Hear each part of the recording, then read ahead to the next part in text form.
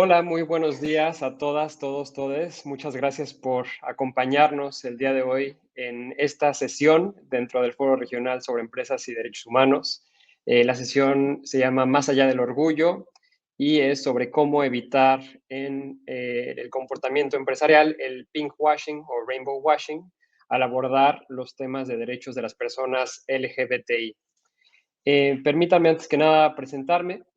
Mi nombre es Daniel Berezowski. Mis pronombres son él y en inglés he, him, his. Soy estratega en tema de derechos humanos y en específico de derechos LGBTI. Trabajo con empresas multinacionales en distintos sectores: deportes, belleza, alimentos y bebidas, energía, tecnología, etcétera. Desde hace 3 años soy asesor en una organización que se llama Shift. En unos momentos les estaré platicando un poco más de Shift. Y pues antes de estar en Shift estuve en Human Rights Watch, en la Comisión Interamericana de Derechos Humanos y un tiempo también en el Gobierno Federal de México, en la Secretaría de Gobernación, como asesor del Secretario de Gobernación. Soy también exalumno de Point Foundation. Si conocen, Point Foundation es una organización LGBT que busca empoderar liderazgos LGBT. Si no la conocen, les invito a que la busquen. Es una gran organización. Y también tengo el honor de ser miembro del Consejo Consultivo de It Gets Better en su capítulo de México. De nuevo, una gran organización haciendo gran trabajo por las juventudes LGBTI en México y en América Latina. Bueno, platicarles antes que nada un poco de Shift, de la organización en la que trabajo. Shift es el centro líder en los principios rectores de Naciones Unidas sobre empresas y derechos humanos. Somos una organización que se fundó en 2011 con el nacimiento de los principios rectores, y en su momento el equipo que acompañaba a John Ruggie, el autor de los principios rectores, decidió formar esta organización para acompañar a empresas, a gobiernos, a instituciones financieras que estuvieran interesadas en implementar los principios rectores. Desde entonces, este es nuestro 10º aniversario y hemos trabajado con un sinfín de organizaciones y empresas en todo el mundo, en todas las industrias. Estamos basados en la ciudad de Nueva York, en Estados Unidos, pero tenemos equipo en Europa, Oceanía, Canadá y en distintas partes de los Estados Unidos. Pueden conocer más en nuestro sitio web, que está en la parte de abajo de la lámina, shiftproject.org, y en Twitter en Shift Project. Y bueno, ¿de qué se trata la sesión del día de hoy? Pues brevemente, con el poco tiempo que tenemos, quiero abordar 4 temas. Primero, platicar un poco de cuál es el enfoque que usa la mayor parte de las empresas cuando abordan los temas LGBTI, en dónde estamos parados y, bueno, qué es lo que hace falta. En segundo lugar, cómo la actividad empresarial puede exacerbar riesgos que ya tienen las personas o que sufren las personas LGBTI, de qué manera lo que hacen las empresas en distintas partes de su cadena de valor puede exacerbar o aumentar esos riesgos. En tercer lugar, hablar un poco de cómo las empresas que operan en distintas jurisdicciones y contextos culturales pueden abordar temas LGBTI. Esto es importante sobre todo para empresas multinacionales que comúnmente están operando en distintos países. Aquí en la región de América Latina pueden estar operando lo mismo en el Caribe, donde los derechos de personas LGBTI pueden estar criminalizados, contra países como México y Brasil, donde hay mucha violencia. Son parte de los países con mayor violencia en transfeminicidios, por ejemplo, con otros países donde hay cierto tipo de contextos culturales, religiosos, que exacerban los riesgos de personas LGBTI. Entonces, ¿cómo pueden las empresas tener una visión holística operando en distintos contextos y dentro de un mismo país, operando en ciudades, en partes urbanas, partes más rurales, partes en estados que son más conservadores contra más liberales? Entonces, vamos a hablar un poco de ese tema también.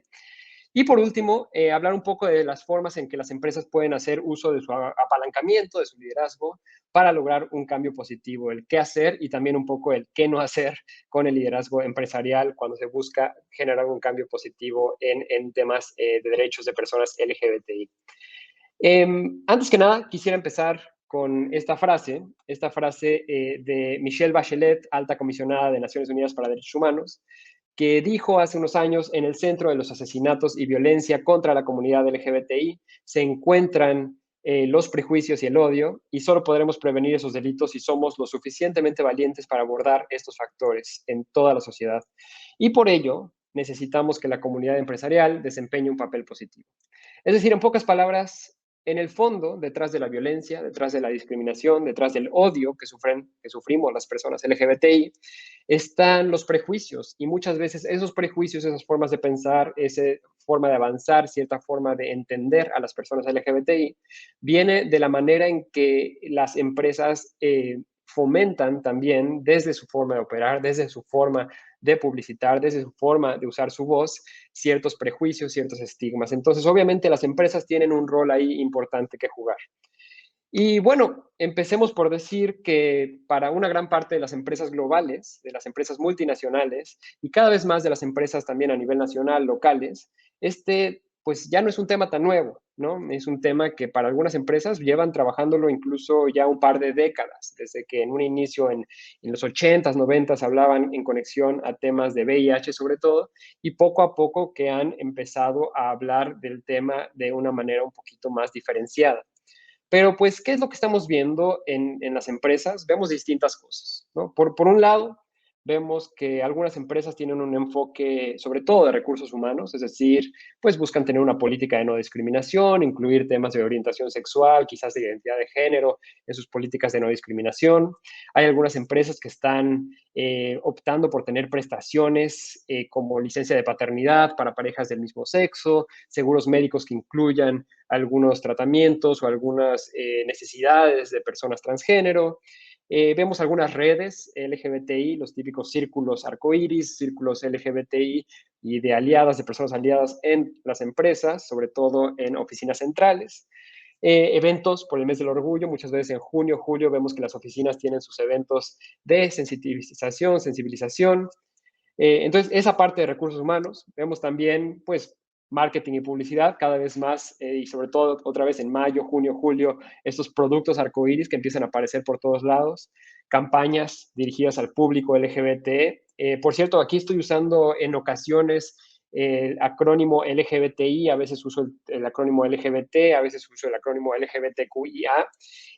Lo voy a hacer indistintamente, notando que en ocasiones, por ejemplo, en específico me refiero solamente a personas LGBT, porque no hablo de personas intersex, y a veces me refiero a personas, incluyendo a personas intersex. Pero bueno, vemos campañas dirigidas a ese público precisamente porque muchas empresas se están dando cuenta de que hay un gran poder adquisitivo dentro de lo que llaman el pink dollar, que son pues $1 billón en poder adquisitivo tan solo en Estados Unidos, dentro de un segmento de la población que tiende a pues no tener hijos, tener doble ingreso, tener quizás cierta afluencia y de personas aliadas, sobre todo en la comunidad de generaciones millennials o generación Z. Entonces hay una oportunidad que las empresas están empezando a ver ahí y por lo mismo también acompañado con mayor visibilidad de personas LGBTQ en la publicidad, muchas veces con una línea muy delgada entre la parte positiva de generar visibilidad y por otro lado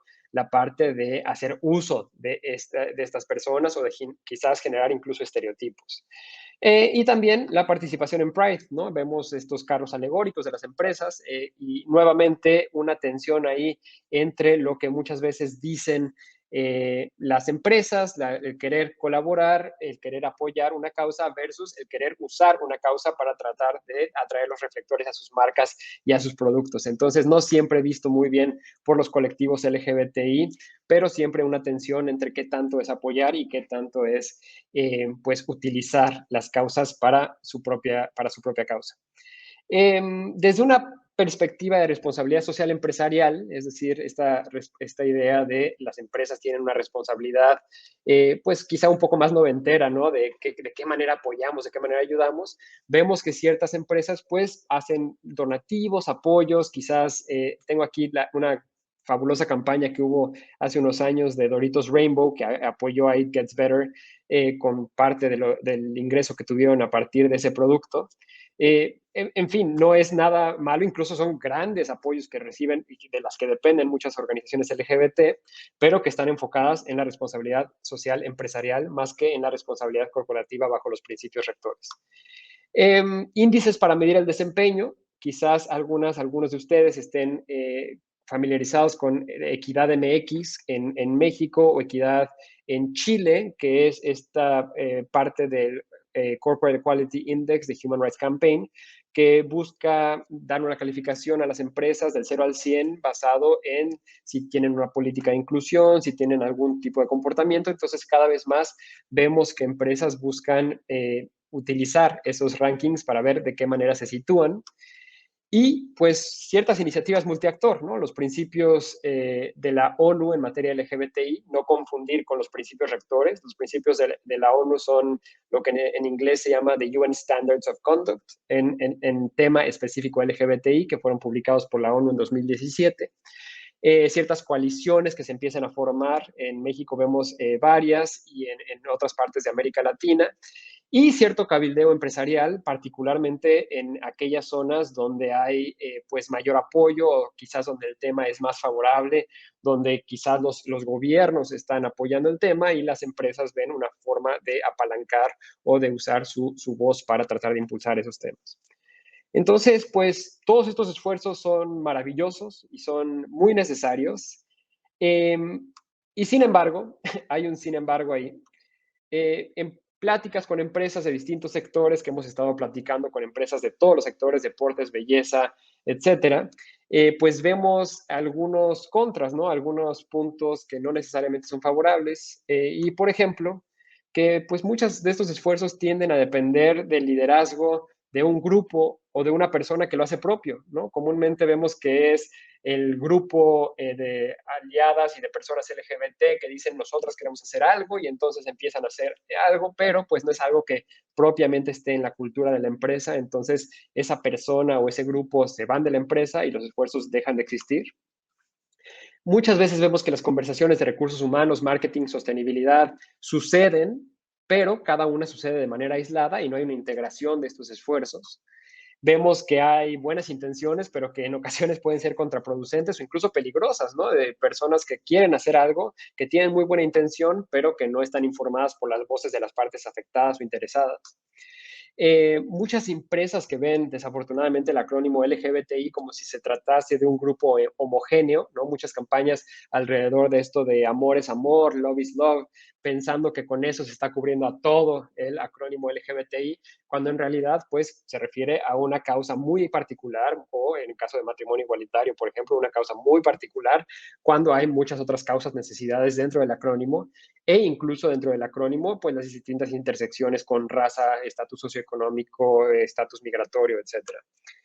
Eh, Algo muy importante, porque al final de cuentas estamos en el Foro Regional de Empresas y Derechos Humanos, es que el punto de entrada de la discusión casi nunca es uno de impactos o riesgos de derechos humanos. Es decir, muy pocas veces se habla de qué manera la empresa no solamente puede ayudar a hacer cosas positivas, a hacer cosas de donativos o campañas que beneficien, sino de qué manera puede una empresa identificar los riesgos o los impactos que está exacerbando en comunidades y colectivos LGBTI. Y por último, acciones aisladas que tienden a no resultar en cambios culturales o en prácticas de largo plazo. Es decir, una cosa aquí, una cosa allá, junio, de pronto julio, y el resto del año muy, muy en silencio. Y pues eso deja algunas preguntas sin responder, ¿no? ¿Cómo gestionar riesgos en contextos de alto riesgo? ¿No? Brasil, México, Centroamérica, Caribe, cada uno tiene riesgos distintos, pero pues cómo gestionar riesgos en distintos contextos geográficos y culturales, cómo respetar los derechos de las personas LGBTI sin ir en contra de la ley, esto particularmente en el Caribe, por ejemplo, está criminalizados algunos comportamientos, en Rusia la ley de propaganda, ¿no? La mal llamada ley de protección a la infancia, que pues castiga con faltas administrativas cualquier tipo de comunicación que apoye a personas LGBTI. En China hay leyes similares. ¿De qué manera puede usar su voz una empresa de manera efectiva para impulsar las causas y los derechos de las personas LGBTI? ¿Cómo convencer a otras áreas de la empresa de la relevancia del tema? Muchas veces es un tema que recursos humanos lleva de la mano, que sostenibilidad, derechos humanos, pero que cuando hablamos con legal, con finanzas, con otras funciones, con otras áreas de la empresa, hay cierta reticencia, ¿no? Para abordar el tema. Entonces, ¿de qué manera podemos hablarlo? ¿Qué consideraciones deben tomarse en cuenta cuando consulto con personas LGBTI, tomando en cuenta que muchas veces la privacidad de estas personas y el simple hecho de platicar con estas personas, la manera en que lo hacemos puede ponerles en riesgo? ¿Y cómo incorporar las consideraciones de orientación sexual e identidad de género a la toma de decisiones de todos los días de las distintas áreas de la empresa? Obviamente esta sesión es muy corta, no podemos abordar todas estas preguntas, pero existe una herramienta que debe ser la base de nuestro análisis. Insisto, estamos en el Foro Regional de Empresas y Derechos Humanos y obviamente esa herramienta que utilizamos y que utilizamos en Shift como base fundamental de nuestro trabajo son los principios rectores de empresas y derechos humanos. Para quienes no conocen los principios rectores, pues básicamente los principios rectores son el estándar universal desde 2011 que la ONU aprobó y que dicen que todas las empresas, más allá de su industria, sector, ubicación geográfica, tamaño, tienen la responsabilidad de respetar los derechos humanos en todo lo que hacen, en toda su cadena productiva y de conducir debida diligencia para identificar esos riesgos, tratar de prevenirlos o mitigarlos, comunicar lo que están haciendo. Eh, entonces, primero, tengamos un lenguaje común para abordar el tema de los derechos de las personas LGBTQI. Dado, insisto, el breve tiempo que tenemos y asumiendo que estamos en un foro de derechos humanos, no voy a hablar de qué es orientación sexual versus identidad de género, versus expresión de género, versus características sexuales. Voy a asumir que ese lenguaje lo tenemos todas, todas, todes, pero por favor, si no es así, háganlo saber en los comentarios o también lo podemos platicar después de la sesión.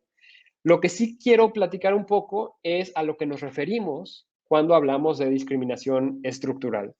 Porque la discriminación estructural es, a final de cuentas, lo que vivimos todas las personas dentro del acrónimo de lesbianas, gays, bisexuales, transgénero, intersex, asexuales, etcétera. Lo que nos une, más allá de que cada quien tiene causas, luchas, razones distintas, es que todas, todas, todos vivimos en un mundo que está diseñado o que está construido de una manera que no nos incluye y que muchas veces discrimina en contra de nosotros. Entonces, pues la discriminación estructural se entiende como el hecho de que debido a que existe estigma social y cultural, debido a que existen prejuicios y ciertas suposiciones, y muchas veces debido a que simplemente hay falta de conocimiento o que no se ha sensibilizado a la población, tiende a haber persecución, criminalización, discriminación por parte de las instituciones del Estado. Tiende a haber huecos legales en las protecciones, por ejemplo, el matrimonio en ciertos países que solamente tienen acceso a las parejas heterosexuales, dejando a un lado a parejas del mismo sexo que al no acceder al matrimonio tampoco tienen acceso a cierta garantía de derechos, como heredar, como formar un patrimonio en común, como tener acceso a la salud, etcétera. Eh, en el caso de personas transgénero, la afirmación de género en documentos legales y todo lo que implica el no poder tener un documento legal con el cual identificarse. Y la exclusión comunitaria y familiar. Y eso a su vez hace que sea más probable que las personas LGBTQI pues estemos más expuestas a acoso, abuso y violencia, que tengamos en promedio ingresos más bajos e incertidumbre financiera, que lidiemos con mayores retos de salud mental, que tengamos mayor probabilidad de vivir en situación de calle, que tengamos mayor riesgo de no tener acceso a una verdadera justicia, muchas veces porque no nos podemos acercar a las instituciones mismas que deben garantizar la justicia o la seguridad. Muchas veces somos personas que tenemos que llevar nuestra labor al sector informal y nos empleamos en el sector informal, o muchas veces que nos llevan a vivir en situación de pobreza. Y todo esto, a su vez, alimenta este ciclo porque cuando las personas viven en el sector informal, en situación de pobreza, en situación de calle, muchas veces eso tiende a exacerbar estos estigmas culturales y sociales, los prejuicios, las suposiciones, la falta de conocimiento y sensibilización, y eso a su vez termina por perpetuar estructuras legales y sociales. Y si a eso le agregamos otras agravantes, porque no es lo mismo una persona homosexual cisgénero en una ciudad con cierto estatus socioeconómico y cierta capacidad financiera que una persona, por ejemplo, migrante que está buscando refugio, que es transgénero y que es mujer, pues obviamente la raza, la etnicidad, el estatus migratorio, socioeconómico y muchas otras características pueden ser agravantes dentro de esta discriminación estructural. Digo todo esto porque, pues, ¿cómo pueden entonces las empresas aplicar esta perspectiva de entender que hay cierta vulnerabilidad para entender los riesgos que estas empresas pueden estar creando, generando o exacerbando? Entonces, pues para ello, tomemos una cadena de valor tradicional y empecemos por decir que pues muchas veces los esfuerzos de las empresas están enfocados ahí en el centro, ¿no? En oficinas centrales, que es donde vemos que recursos humanos está viendo de qué manera pues contratamos con una política de no discriminación, tenemos un círculo de personas LGBT, hacemos nuestra campaña en junio alrededor de Pride, quizás hasta tengamos un baño sin género o una política de inclusión en baños, pero muchas veces nos olvidamos del resto de la cadena de valor. De acuerdo a los principios rectores, la responsabilidad empresarial abarca la cadena de valor y tenemos una responsabilidad siempre que haya una conexión entre un impacto y nuestros productos o nuestras operaciones y servicios, más allá de si está cerca o lejos de nuestras operaciones. Entonces, cuando empezamos a incorporar el tema de vulnerabilidad dentro de distintas partes de la cadena de valor, empezamos a preguntarnos, por ejemplo, y pongamos el ejemplo de una empresa cervecera, que es una empresa que pues su cadena de valor va desde el punto en el que se cosecha el grano, la cebada con la que se va a hacer la cerveza, cómo se transporta esa cebada, estos insumos, cómo se procesan en una planta, después cómo se publicita el producto, ¿no? El marketing, después cómo se consume y finalmente cómo se reciclan los contenedores, las botellas, etcétera. En cada uno de estos puntos puede haber personas LGBTI que sean impactadas de manera directa o indirecta por nuestra cadena de valor. Entonces, por ejemplo, ¿cuál es la situación legal de personas LGBTQ en países donde producimos nuestros insumos? Puede ser que la cebada que estemos trayendo a nuestra cerveza sea de un país como Malawi, donde las personas LGB sufren de criminalización, 11 años de prisión por actos consensuados entre adultos del mismo sexo. Entonces, ¿cuál es nuestra responsabilidad como empresas de considerar eso y de considerar la posible persecución de personas en esa parte de nuestra cadena de valor? O, por ejemplo, en el transporte, ¿de qué manera podría mi cadena de transporte afectar negativamente a quienes se dedican al trabajo sexual? Puede ser que las personas que se dedican al transporte, las personas que se dedican al trabajo sexual, muchas veces tradicionalmente puede haber intersecciones ahí que si hay personas que se dedican al trabajo sexual que además son LGBTQI, pues quizás tengan menor protección en caso de acuso, de abuso sexual, tengan menor oportunidad de acercarse a una autoridad para denunciarlo. Entonces, insisto, de qué manera nuestra empresa puede identificar esos riesgos. En el caso de una planta, por ejemplo, ¿qué sucede si cambio el horario de entrada o de salida de la planta laboral en un área donde puede haber violencia contra personas LGBT? Eso sucedió específicamente en Brasil. Brasil es el país con mayor riesgo, mayor número de homicidios y transfeminicidios en el mundo. Hay en promedio un homicidio o transfeminicidio de odio al día, de acuerdo a Trans Europe, y pues en ese país una planta que tenía entre su planta laboral a personas transgénero decidió cambiar sus horarios por un par de horas nada más, pero eso resultó en que las personas transgénero que antes salían a las 5 de la tarde, de pronto salen a las 7 de la noche en un área rural donde tienen que caminar 35, 40 minutos para llegar a la parada del autobús y en un lugar donde además hay mucha violencia contra personas transgénero. De pronto cambiar el horario resultó en una probabilidad de que fueran atacadas, de que tuvieran un riesgo a su seguridad mucho mayor. Entonces, pues, ¿qué consideraciones debió de haber tenido ahí la empresa para considerar los riesgos a personas que tienen cierta vulnerabilidad? En la parte de publicidad, ¿qué riesgos adicionales, por ejemplo, puede enfrentar una promotora de marca transgénero en ciertos entornos? En el sector de bebidas, de alcohol, es muy común que las promotoras, los promotores de marcas, pues trabajen en antros, en bares, en discotecas, donde existe pues mayor riesgo de acoso, de abuso, y personas transgénero, insisto, o personas homosexuales, muchas veces están a mayor riesgo de ser acosadas, de ser abusadas y de sufrir de impunidad cuando esto sucede. Entonces, ¿de qué manera les estamos brindando mayor protección para que puedan llevar a cabo su trabajo? En la publicidad y en el consumo también, por ejemplo, ¿qué asumimos cuando vendemos un producto sobre el género, sobre las expresiones de género, los roles de género? En el caso de las cervezas es muy clásico ver los anuncios en los que se exacerba la masculinidad, en el estereotipo de que el hombre que toma cerveza está rodeado de mujeres y se comporta de cierta manera. ¿De qué forma esto está perpetuando estereotipos que a su vez pueden perpetuar la homofobia o la transfobia? Y pues en el caso del reciclaje, ¿no? También cómo puede afectar un cambio en nuestro modelo de reciclaje a quienes dependen del sector informal. Insisto, sí consideramos que muchas personas LGBT dependen del sector informal para poder subsistir.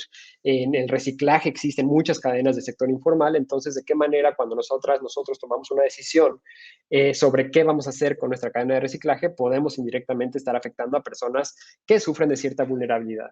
Y esto, por cierto, no es exclusivo de personas LGBTI, pues en el caso de personas migrantes, personas que están buscando asilo, refugio, personas de ciertas razas, de cierto género, también exacerba esas vulnerabilidades. Pero esto es un enfoque mucho más amplio para entender nuestra responsabilidad empresarial que solamente tener un enfoque de recursos humanos en oficinas centrales. Y muchas veces esto no sucede porque, pues la pregunta es de quién es la responsabilidad de ver todo esto, ¿no? Y muchas veces la comunicación en estos temas se ve como estos cables que están detrás del título, que son muchas comunicaciones, pero cada una sucediendo por su lado y no hay conexión entre ellas, entonces no hay esa integración de esfuerzos. Cuando sí la hay, bueno, más bien, cuando no la hay, eso puede llevar a consecuencias desafortunadas. Y aquí quería referirme a un ejemplo de Starbucks. Hay un video y vamos a ver si lo podemos poner en pantalla. Le voy a pedir al equipo técnico si nos puede ayudar a ponerlo. Entonces vamos a ver si lo podemos poner para platicar de este ejemplo.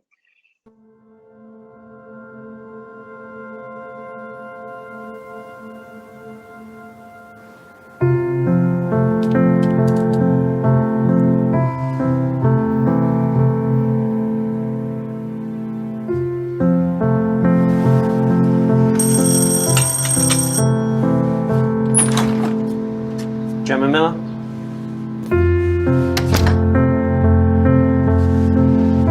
Gemma Miller, please come to room 4.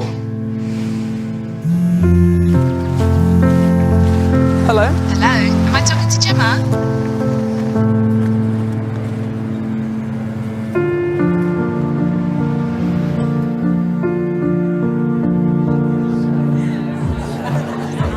Hey, Dad. Hey! Carol, you remember my Gemma? Gemma.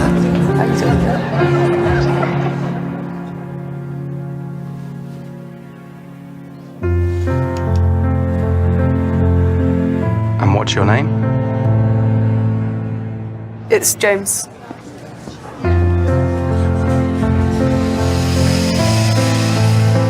James?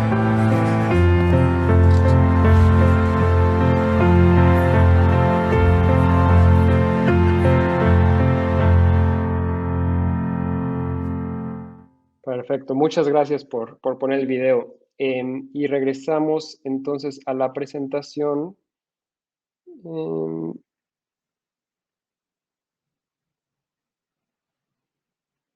Permítanme nada más regresar a la pantalla. Perfecto. Este anuncio que que es de Starbucks, pues lo podrán ver, es el caso de una persona transgénero, un hombre trans, que pues durante todo su día va pasando por distintos momentos en el que sufre de dead naming, de que se le llama por el nombre que le fue asignado al nacer y no por su nombre, y muchas veces se le habla con el género con el que no se identifica. Entonces, pues es un anuncio muy bien pensado. De hecho, Starbucks lo organizó junto con Mermaids, una organización LGBT en Reino Unido, para que pues empezaran con un casting que sí fuera un hombre transgénero y que identificaran puntos de discriminación y que además lo hicieran de una manera muy sensible. El anuncio es muy efectivo, ganó muchos premios, fue muy exitoso. El problema fue que cuando salió este anuncio, al día siguiente empezó una campaña de desprestigio en contra de Starbucks muy fuerte, no por personas en contra de los derechos de personas LGBTI, sino por personas transgénero que trabajaban en Starbucks, que empezaron por decir, ojalá que así nos trataran cuando vamos a trabajar en Starbucks, pero lo cierto es que somos las personas transgénero las que sufrimos de discriminación, que no tenemos acceso a seguro médico que nos brinde los servicios que necesitamos. Muchas veces sufrimos de acoso por parte de las y los clientes sin tener el respaldo de la empresa. Muchas veces no tenemos un baño al que podamos acudir. Entonces, lo que el equipo de publicidad y de marketing hizo y que hizo un gran esfuerzo, no se vio reflejado y de hecho tuvo un riesgo de riesgo para la empresa porque no hubo esa coordinación entre una parte, una área de la empresa y la otra área de la empresa. Eso lo vemos suceder una y otra vez porque esos cables de los que platicaba están desconectados. Cuando eso no sucede y cuando en verdad empezamos a ver las pláticas más integradas, cuando vemos que se une el diálogo, empezamos a ver pues que hay mucho mayor coherencia y esta coherencia previene tanto el riesgo a las personas como riesgo a la empresa. Vemos que los esfuerzos no se duplican, vemos que el tema deja de depender solo de una persona, quizá una persona que estaba muy emocionada por este anuncio porque lo estaba haciendo, pero pues no habló con otras personas de otras áreas y empieza a integrarse en la forma de pensar y de trabajar de la empresa y últimamente pues tiene mejores resultados en la vida de las personas. Pero además lo que es interesante es que cuando traemos a la mesa a las distintas áreas del equipo, empezamos a ver otro tipo de conversaciones que empiezan a fluir, que son mucho más interesantes, sobre todo, por ejemplo, de el modelo de negocios, ¿no? Empresas que tienen un modelo de negocios muy binario, en el caso de organizaciones deportivas, ¿no? Que las competencias son de mujeres y de hombres, ropa, ¿no? Que también está asignado por género, prisiones privadas, sistemas educativos, donde tiende a haber formas de pensar muy, en una forma de entender el género muy tradicional, pues empiezan a cuestionar si su modelo de negocio está perpetuando ciertos estereotipos o ciertos prejuicios o cierta forma de violencia. Empieza a haber preguntas y discusiones sobre el diseño de productos. La forma en que estamos diseñando nuestros productos puede poner en riesgo a ciertas personas, puede estar enfatizando prejuicios o estereotipos. El uso que se le da a nuestros productos, por eso sucede sobre todo en empresas que hacen uso de información o de data services de IT, donde pues el uso de los datos privados de una empresa pueden poner en riesgo a una persona. Las consecuencias de nuestra publicidad, ojalá algunas empresas hablaran mayormente de la forma en que perpetúan estereotipos por quizás tratar de ofrecer visibilidad a ciertas poblaciones y en realidad lo que están haciendo es perpetuar estereotipos.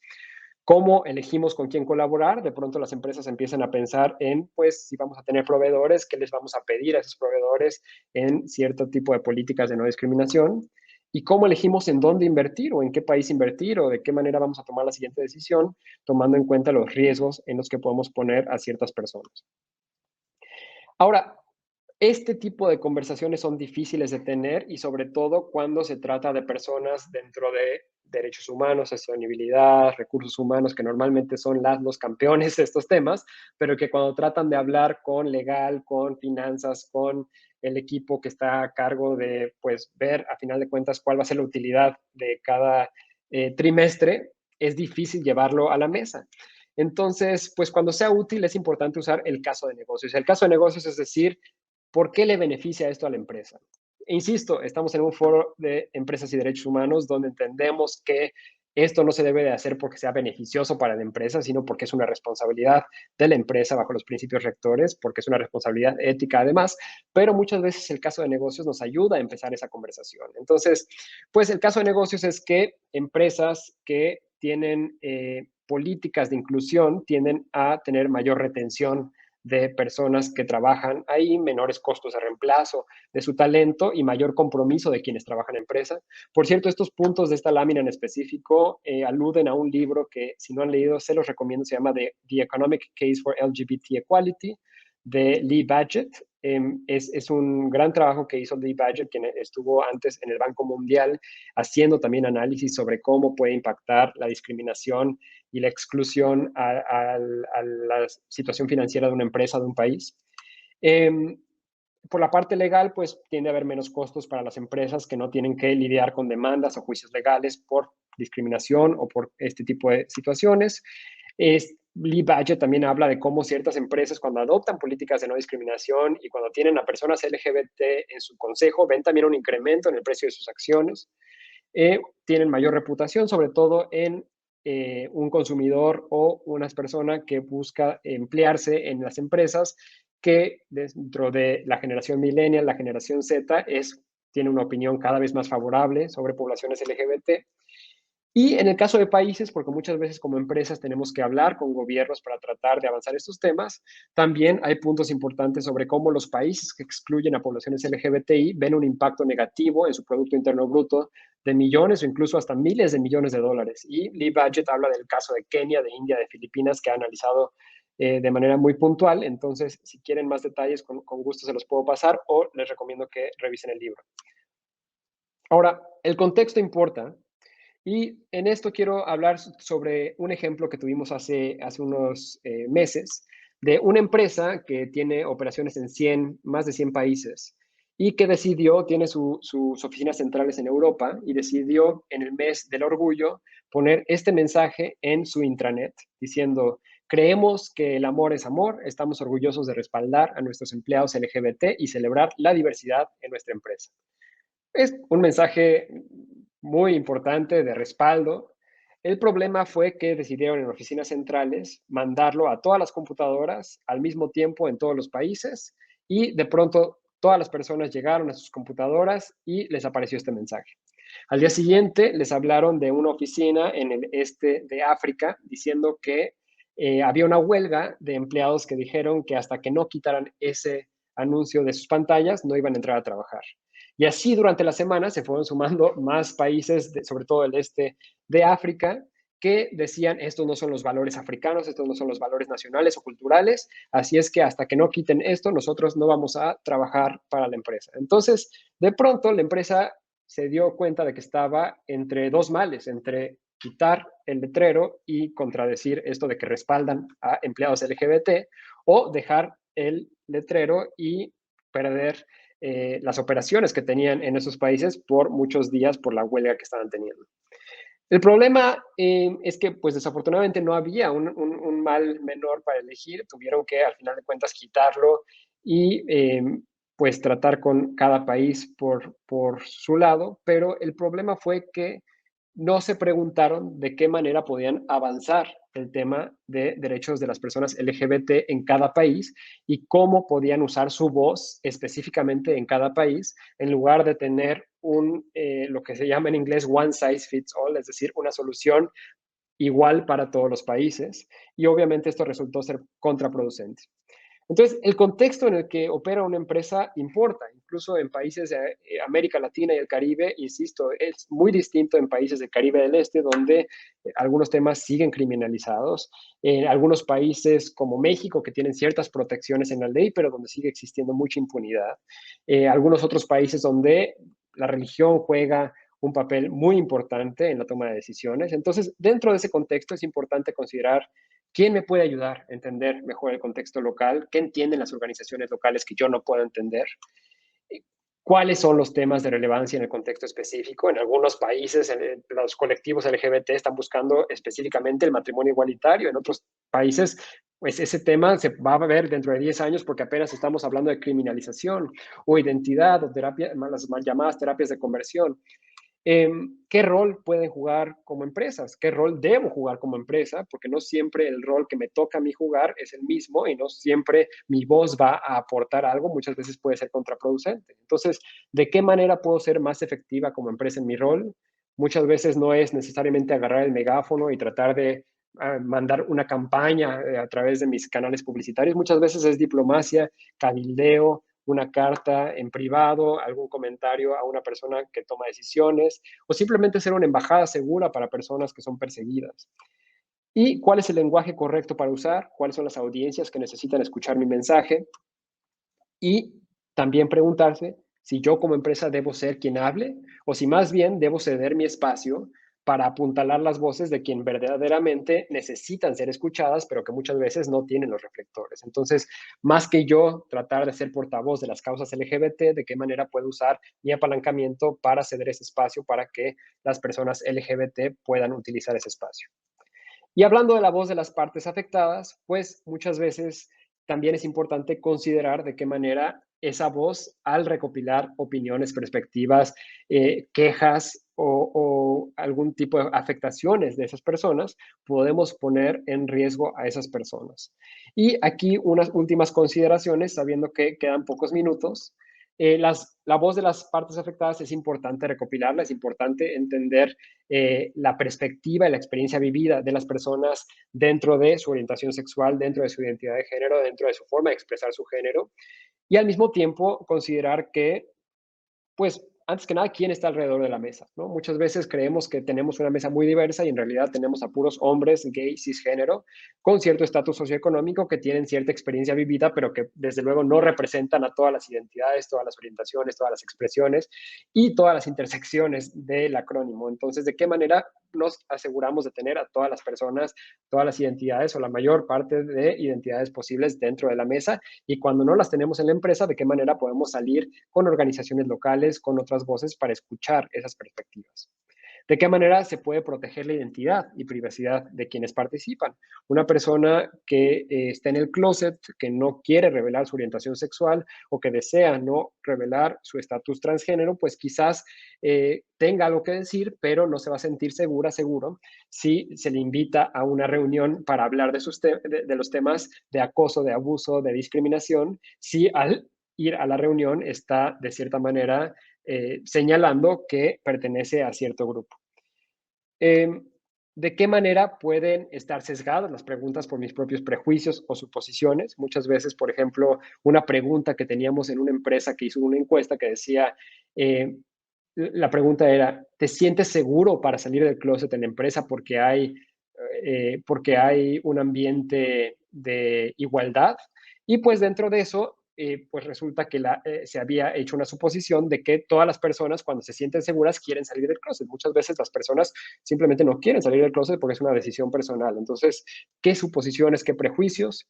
¿Qué información se está solicitando? ¿Contra qué información necesitamos? Muchas veces nos da por pedir el género de las personas, el sexo de las personas en encuestas o recabando información cuando no necesitamos recabarlo y al pedirlo le estamos pidiendo a una persona que hable de partes de su identidad que pueden que pueden traer discriminación, o cómo puede integrarse la perspectiva de vulnerabilidad, orientación sexual a mecanismos de queja. Insisto, sí, nuestro mecanismo de queja, nuestro mecanismo de reclamación es una línea en la que las personas tienen que dar su nombre o hablar con otra persona en lugar de hacerlo por privado a través de un mensaje escrito.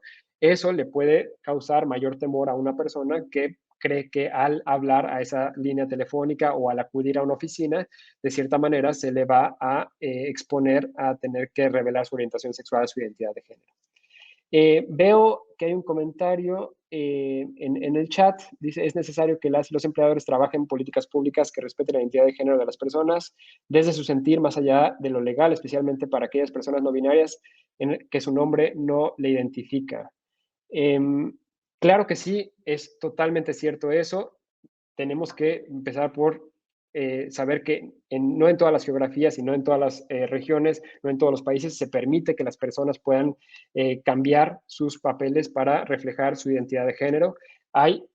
También tenemos que saber que las personas transgénero no necesariamente van a buscar cambiar sus documentos legales, entonces empezar desde cómo se identifica una persona y desde ahí, desde la experiencia vivida de cada persona. Y con mucho gusto podemos compartir también esas diapositivas como lo piden. Y otra pregunta, ¿qué puntos clave sugieres para apuntalar y reforzar la implementación de normatividad y prácticas al interior de organizaciones para que cuando la gente que impulse este tipo de temas se mueva o se vaya, se mantenga la cultura organizacional?